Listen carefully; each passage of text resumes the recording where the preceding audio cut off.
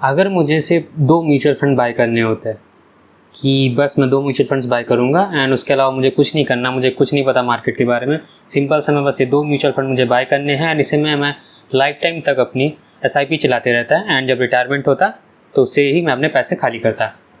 तो ऐसे कौन से 2 फंड होंगे?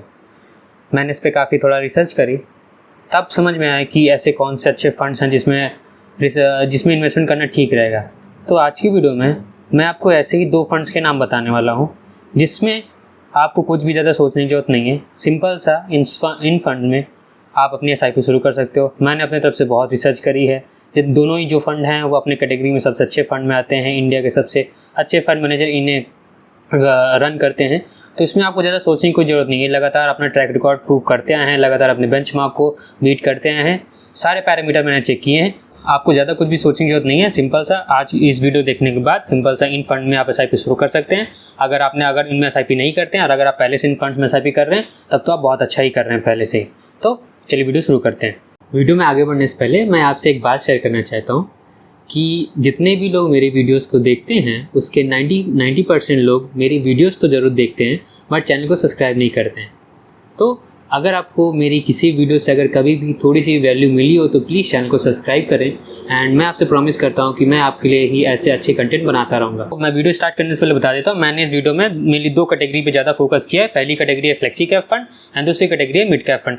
इन दोनों कैटेगरी का चूज़ करने का पीछे का रीज़न ये है कि मुझे ऐसा लगता है कि यही 2 कैटेगरी में आपको इन्वेस्टमेंट करनी चाहिए अगर आप लॉन्ग टर्म के लिए कर रहे हो। एंड आई स्टिल बिलीव कि आपको स्मॉल कैप में भी करना चाहिए, लेकिन अगर आप थोड़ा सा कंजर्वेटिव हो, ज़्यादा रिस्क नहीं लेना चाहते हो एंड थोड़ा सा आपको मार्केट से डर लगता है, मार्केट के बारे में ज़्यादा कुछ नहीं पता है, क्योंकि जो स्मॉल कैप फंड्स होते हैं उसमें अप्स एंड डाउन्स बहुत ज़्यादा आते हैं। अगर आप नए हो तो आप थोड़ा सा डर सकते हो, इसलिए मैं उसको नहीं बता रहा हूँ। एंड मैं ये इसका मतलब ये नहीं कि मैं ऐसे फंड बता रहा हूँ जिसकी वजह आपको रिटर्न सेक्रीफाइस होगी, नहीं। मैं इसमें आपको ऐसे ही फंड बता रहा हूँ जिसमें आपको आराम से, अगर आप बहुत अच्छे लंबे समय तक करते रहोगे तो मैं कह सकता हूँ कि आपके 18% रिटर्न 19% रिटर्न बन जानी चाहिए अगर आप एकदम सिस्टमेटिक वे में करते जाते हो, कुछ भी गलतियां नहीं करते हो। क्योंकि SIP में गलतियां करोगे तभी रिटर्न बहुत कम बनेंगे, वरना अगर आप सही तरीके से करते जा रहे हो तो आपके रिटर्न बहुत अच्छे बनेंगे। आज का मेरा पहला जो फंड है वो फ्लेक्सी कैप कैटेगरी से है एंड मैंने पराग पारी को नहीं चूज़ किया है। मेरे नज़र मुझे ऐसा लगता है कि HDFC का फ्लेक्सी कैप फंड ज़्यादा अच्छा है। एंड हमेशा ये ध्यान में रखिएगा, हमेशा आपको डायरेक्ट एंड ग्रोथ प्लान ही लेना होता है, कभी भी रेगुलर प्लान चूज़ मत करिएगा। इसके कुछ पैरामीटर देख लेते हैं। जैसा अगर मैं इसका 5 साल का CAGR रिटर्न देखता हूँ कि 5 साल में इसने कितना रिटर्न देते आया है, तो ऑन एन एवरेज इसने 18.5% का CAGR बेसिस पर रिटर्न दिया है, जो कि बहुत अच्छा है। एंड 3 ईयर में अगर मैं देखूँ तो 17.28% भी दिया है, जो भी बहुत अच्छा है। एंड इसका जो AUM मतलब एसेट अंडर मैनेजमेंट, कितना पैसा एक म्यूचुअल फंड मैनेज करता है, वो लगभग 1,06,496 करोड़ का है। तो हमें इसके AUM से पता चल रहा है कि ये काफ़ी अच्छा फंड है एंड अपने कैटेगरी में ये सेकंड लार्जेस्ट में आते हैं। तो हम कह सकते हैं कि हाँ, यहाँ पे one of the best fund है अपनी कैटेगरी के। इसका एक्सपेंस रेशियो 0.68 का है, मतलब अगर ये आपको 100 रुपये का प्रॉफिट देंगे तो उससे इसी 68 पैसे आपसे कमीशन लेते हैं, जो कि बहुत कम है। मुझे लगता है अगर ये इतने अच्छे आपको रिटर्न ला के दे रहे हैं तो इतना इनका कमीशन बनता है। एंड जैसे कि आपको पता है कि 2 इंडिया की सबसे बड़ी जो क्रेडिट रेटिंग एजेंसी होती है जो फंड को रेट करती हैं, जैसे मॉर्निंग स्टार ने इसे 5 स्टार रेटिंग दी है, वैल्यू रिसर्च ने भी इसे 5 स्टार रेटिंग दी है। तो आप खुद समझ सकते हो, जब इतनी अच्छी रिसर्च एजेंसीज इनको इतनी अच्छी रेटिंग दे रही हैं, उन्होंने तो हमसे ज़्यादा रिसर्च करी होगी, हाँ हमसे ज़्यादा उनके पास डेटा रहता है, वो तो डायरेक्ट फंड मैनेजर जाके मिलते हैं। तो अगर वो इन्हें 5 स्टार रेटिंग दे रहा है और मैंने इसे चेक किया कि इसको लगातार बहुत सारे सालों से इसे 5 स्टार रेटिंग में ही इस फंड्स को रखा जा रहा है, तो हम इससे समझ सकते हैं ना कि मैनेजमेंट काफ़ी अच्छा काम कर रहा है, काफ़ी ज़्यादा ट्रस्टेबल है। एंड अपने जो ये कहते हैं कि इतना रिटर्न लाएंगे तो उतने रिटर्न ला रहे हैं, इस वजह से इतनी अच्छी रेटिंग इनको मिल रही है। क्योंकि अगर कुछ भी ऐसा फंडामेंटली वीक होगा तो तुरंत इनकी रेटिंग गिर जाती है, लेकिन हम देख रहे हैं कि लगातार इनकी रेटिंग अपने लगातार कांस्टेंट है, तो हम कह सकते हैं हाँ फंड काफ़ी अच्छा कर रहा है। और ये फंड जनवरी 2013 में बना था, मतलब सबसे पहली बार ये फंड 2013 में आया था।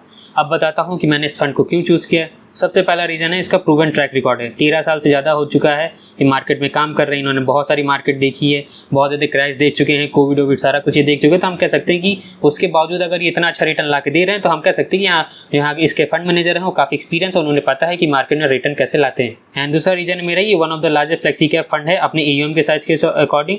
तो इससे ये रहता है ना कि हमें स्टेबिलिटी और लिक्विडिटी दोनों मिलती है। तीसरा रीज़न है कि इसके जो मैनेजर हैं वो काफ़ी एक्सपीरियंस, जैसे अमित जी हैं एंड ध्रुव मूछल जी हैं, ये काफ़ी अच्छा नाम है इनका, अपनी कैटेगरी में आप जाके खुद चेक कर सकते हो। ये काफ़ी अच्छे इनकी जो लोग इनको सुनना पसंद करते हैं। तो इसीलिए मुझे ऐसा लगता है ना कि फंड मैनेजर भी उतना ही इक्वली इंपॉर्टेंट होता है जितना फंड होता है, क्योंकि फंड की रिटर्न फंड मैनेजर पे ही डिपेंड करती है। तो अगर आप उसके फंड मैनेजर बहुत अच्छे हैं तो फंड अपने आप ही अच्छा रिटर्न देगा।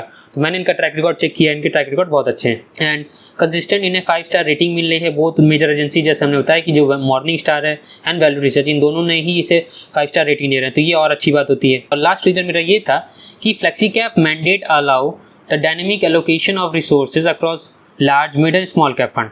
तो आपको जैसे पता है कि जो फ्लेक्सी कैप कैटेगरी होती है, इसमें फंड मैनेजर को किसी भी कैटेगरी में पैसा लगा सकता है, वो चाहे लार्ज कैप में लगाए, मिड कैप में लगाए, स्मॉल कैप में लगाए या कैश भी रख सकता है। वो इसमें टोटल फंड मैनेजर को आज़ादी होती है, इसलिए मुझे फ्लेक्सी कैप कैटेगरी ज़्यादा पसंद है। मल्टी कैप से ज़्यादा मैं फ्लेक्सी कैप कैटेगरी चूज़ करता हूँ, क्योंकि इसमें रहता है ना कि फंड मैनेजर अपने हिसाब से इन्वेस्टमेंट कर सकता है, उसे जहाँ अपॉर्चुनिटी दिखे वो कहीं भी इन्वेस्टमेंट कर सकता है। लेकिन जो मल्टी कैप फंड होते हैं उसमें एक स्पेसिफिक क्राइटेरिया डिसाइड है कि फंड मैनेजर को इतने पैसे यहाँ लगाने ही तो लगाने, इसलिए व्हाट आई बिलीव की फ्लेक्सी कैप कैटेगरी ज़्यादा अच्छी है। मुझे ऐसा लगता है जो HDFC का फ्लेक्सी कैप फंड है, इसका आप बस इसमें अपनी SIP शुरू कर दो एंड आराम से 15-20 साल इसे चलने दो, आपके बहुत अच्छे रिटर्न बन जाएंगे, आपको कुछ भी ज़्यादा सोचने की जरूरत नहीं है। आज का मेरा जो दूसरा फंड है जो कि मैं मिड कैप कैटेगरी से चूज़ किया है, वो है निपॉन इंडिया का मिड कैप फंड। ठीक है, निपॉन इंडिया का वैसे ही ट्रैक रिकॉर्ड काफ़ी अच्छा है, ये जो AMC काफ़ी अच्छा काम कर रही है मिड कैप कैटेगरी में। अभी मुझे ऐसा लग रहा है कि निपॉन इंडिया को अगर आप मिड कैप फंड लेते हो तो बहुत अच्छा रहेगा, लॉन्ग टर्म में बहुत अच्छे रिटर्न दे रहा है। लास्ट 5 ईयर की इनकी CAGR बेसिस पर रिटर्न देखता हूँ तो 20.7% का रिटर्न है। तो लास्ट ईयर में इनके CAGR रिटर्न देखूँ तो 22.24% है, जो कि बहुत अच्छी है। एंड अगर लास्ट 5 ईयर में इनकी एब्सोल्यूट रिटर्न देखूँ तो लगभग 156% की, जो कि बहुत अच्छा है। एंड इनका AUM देखूँ मतलब एसेट अंडर मैनेजमेंट लगभग 47,000 करोड़ का है एंड अपनी जो कैटेगरी में है one of the largest funds में ही आते हैं। इनका एक्सपेंस रेशियो 0.62 का, जो कि बहुत कंफर्टेबल है, अपने कैटेगरी के एवरेज में ही आते हैं। एंड इनको भी जैसे मैंने पहले बताया, इसको भी मॉर्निंग स्टार से भी 5 स्टार रेटिंग मिली हुई है, वैल्यू रिसर्च से भी 5 स्टार रेटिंग मिली हुई है, जो कि मुझे बहुत सिक्योरिटी देता है, क्योंकि मैं सब मानता हूँ जिन फंड में 5 स्टार रेटिंग हो उन्हीं में आपको इन्वेस्टमेंट करनी चाहिए। ऐसे किसी फंड में आपको इन्वेस्टमेंट नहीं करनी चाहिए जिसमें अच्छी रेटिंग ना हो या जिनकी रेटिंग बहुत ही फ्लक्चुएट होती हो। मैंने इन दोनों फंड में ही देखा कि इनकी जो रेटिंग वो लगातार मेंटेन है कंसिस्टेंट बेसिस पे। ऐसा नहीं है कि इस फंड को इस साल 5 रेटिंग मिलती है, नेक्स्ट ईयर इसे 3 स्टार रेटिंग मिले, फिर 2 स्टार मिले, फिर 5 स्टार मिले, ऐसा नहीं है। इनकी लगातार जो रेटिंग है वो मेंटेन है, इस वजह से मैंने इन्हें चूज़ किया है। ये भी फंड 2013 में ही बनाया गया था, जनवरी 2013 में सबसे पहली बार ये फंड आया था। एंड इसका जो बेंचमार्क है जिसे ट्रैक करता है वो है निफ्टी मिड कैप 150, तो इसका बेंचमार्क को लगातार ही बीट करते आया है। सो अब बात करते हैं कि मैंने इस फंड को क्यों चूज़ किया। सबसे पहले highest return in the mid cap category with a strong 11 year strong track record.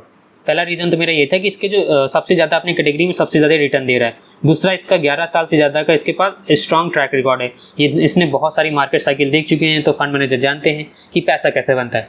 दूसरा रीज़न है कि इनका जो लार्ज एंड स्टेबल AUM है 47,000 करोड़ का, वो मुझे काफ़ी सिक्योरिटी देता है। ऐसा है ना कि अगर फंड साइज बहुत छोटा होता है तो उसमें थोड़ा सा रिस्क रहता है, लिक्विडिटी का रिस्क आ सकता है। तो मैं ऐसा मानता हूँ कि अगर जिसका फंड हाउस जिसका थोड़ा सा एटलीस्ट 10,000 करोड़ के ऊपर होना चाहिए, उसी में आपको इन्वेस्टमेंट करनी चाहिए। तो इसका तो 47,000 करोड़ और अपनी कैटेगरी में सबसे ज़्यादा में है, तो बहुत अच्छी बात है। And manage by a multi manager team reduce the key person risk. And यहाँ पे ऐसा है कि कोई एक मैनेजर इसे मैनेज नहीं करते हैं, इनकी पूरी टीम है जो कि मिल के इसे मैनेज करती है। तो इससे होता है ना कि जो एक पर्सन गलती करने के चांसेस कम हो जाते हैं। अगर आप टीम के थ्रू इन्वेस्टमेंट करते हो तो आपकी गलती करने के चांसेस कम होंगे, क्योंकि ऐसा नहीं हो सकता ना किसी आपको जो आइडिया अच्छा लग रहा हो सिर्फ आप उसी में इन्वेस्टमेंट करो। तो उसमें आप बहुत सारे टीम मेंबर वो अपना आइडिया रिसर्च करेंगे, आप जो आइडिया रिसर्च करो वो बताएंगे, देन जो बेस्ट आइडिया होगा उसमें इन्वेस्टमेंट होगी, जिससे हमारे जो डाउन साइड रिस्क है वो कम हो जाता है। चौथा पॉइंट था लो एग्जिट लोड। ज़्यादा अगर आप इसे बेचोगे तो ज़्यादा आपको एग्जिट लोड नहीं लगेगा, लेकिन मैं ऐसा मानता हूँ एग्जिट लोड आपको लगना ही क्यों है, क्योंकि इसमें हम लॉन्ग टर्म के लिए बात कर रहे हैं ना। तो एक्सपेंस रेशियो तो हमने पहले देख चुके हैं, लेकिन एग्जिट लोड कभी नहीं। अगर आप इसे 1 महीने से पहले बेचते हो तब आपको 1% की इसमें चार्जेस लगते हैं, लेकिन यहाँ पे तो हम लॉन्ग टर्म की बात कर रहे हैं, तो इसमें हमको 1 साल से पहले तो हमको इसमें तो बेचना ही नहीं है ना, हमको बहुत लंबे समय तक चलाना है। तो ये तो कोई फालतू का पॉइंट हो गया हमारे लिए। And it is mainly ideal for the investor who can tolerate higher volatility in exchange for superior long term return. And ये उन इन्वेस्टर के लिए ज़्यादा सही है जिनको रिटर्न अच्छी चाहिए और थोड़ा मार्केट अप्स एंड डाउन थोड़ा झेल सकते हैं। तो मैंने इसीलिए ना पहले आपको फ्लेक्सी कैप कैटेगरी बताई, उसके बाद आपको मिड कैप कैटेगरी बताई। इससे क्या हो रहा है, आपको फ्लेक्सी कैप स्टेबिलिटी देगा एंड जो मिड कैप फंड होगा ये आपको ग्रोथ देगा, तो दोनों बैलेंस होकर आपको अच्छी रिटर्न बन जाएगी। तो अगर मैं इन दोनों का आपको कंपैरिजन करके बताता हूँ, तो जैसे कैटेगरी क्या है, HDFC की फ्लेक्सी कैप है एंड निपॉन की मिड कैप कैटेगरी है। 5 ईयर का रिटर्न देख सकते हैं तो 18.52% है, 20.7% है। AUM देखिए तो इसका 1 लाख करोड़ से है, इसका 47,000 करोड़ है। एक्सपेंस रेशियो 0.68 का है, 0.62 का है। रिस्क लेवल अगर देखें तो जैसे फ्लेक्सी कैप है, थोड़ा मैंने बताया कि थोड़ा मॉडरेट रिस्क होता है, तो इसमें मॉडरेट रिस्क है, लेकिन जो मिड कैप कैटेगरी इसमें हाई रिस्क होता है। एंड मेनली बेस्ट फॉर किसके लिए, तो दोनों के लिए अच्छा है। एंड लास्ट में दिखाऊंगा कि ये एक हमारा मैंडेट है जो हमें दिखाना है कि दिस केवल ये मेरी जो वीडियो है वो एजुकेशनल पर्पस के लिए है, कोई बाइंग एंड सेल रिकमेंडेशन में नहीं दे रहा हूँ। लेकिन मुझे ऐसा लगता है कि अगर आपको लॉन्ग टर्म में वेल्थ क्रिएट करनी है और ज़्यादा मार्केट के बारे में पता नहीं है, सिंपल सा इन दो फंड को एक बार आपने देखिए जरूर। मुझे ऐसा लगता है सबसे बेस्ट फंड है अपनी कैटेगरी में। इससे अच्छा हाँ इसी के जैसे और भी फंड है, आप चाहे उनमें भी कर सकते हो, लेकिन मुझे ऐसा लगता है ये फंड ज़्यादा ठीक है। तो आज की वीडियो में यही तक। अगर आपको वीडियो थोड़ी सी अच्छी लगी, लगा मैंने कुछ वैल्यू डिलीवर करी है, कुछ सिखाया है आपको, तो वीडियो को लाइक करिएगा, चैनल को सब्सक्राइब करिएगा। अगर स्टॉक मार्केट रिलेटेड, इन्वेस्टिंग से रिलेटेड कोई भी डाउट होता है मुझसे कमेंट में पूछ सकते हो, या इस वीडियो से रिलेटेड कोई भी डाउट है आप मुझसे कमेंट में पूछ सकते हो। तब तक के लिए this side Ankit Singh signing off, bye bye. अगर आपको मेरी ये वाली वीडियो पसंद आई है तो आपको मेरी ये वाली वीडियो ज़रूर पसंद आएगी। And for regular stock market update आप मेरे व्हाट्सअप चैनल को ज्वाइन कर सकते हैं।